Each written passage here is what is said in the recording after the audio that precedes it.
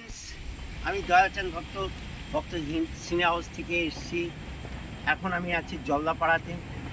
জলদাপাড়া এটা হচ্ছে government Jaldapara bungalow, খুব সুন্দর জায়গা।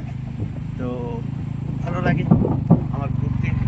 আজকে আমি অপারেটর, তো ঘুরতে আমার খুব ভালো লাগে। তো বিভিন্ন জঙ্গল, নদী, নালা, খাল, বিল, এই যে দেখতে পাচ্ছেন। এখন আমি একটা কাঠের ব্রিজে পার হচ্ছি। এই কাঠের ব্রিজটা হচ্ছে জলদাপাড়া ঢোকার পথে এই কাঠের ব্রিজটা দেখা যায়। তো বন্ধু, খুব আনন্দ করছি, এনজয় করছি ফরেস্টকে নিয়ে। এই জলদাপাড়া ঘুরে খুব আনন্দ উপভোগ করছি।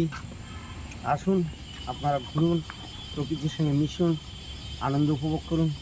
Thank you, most welcome everybody. দেখুন চারিদিকে কেমন ফরেস্ট দেখতে পাচ্ছেন। এখানে যে কোনো মুহূর্তে হাতি চলে আসতে পারে। সামনে যে আমাদের ইউথ হোস্টেলটা দেখো, এই ইউথ হোস্টেলটা আমি আছি এখন আপাতত, ঠিক আছে। তো খুব সুন্দর জায়গা। এদিকে মাছ ধরছে, যারা মাছ ধরছে বড়শিতে, ওদেরকে একটু দেখাও। হ্যাঁ, মাছ ধরছে। এই নদীটা হচ্ছে ভুটান। এই নদীটার নাম কি ভাই?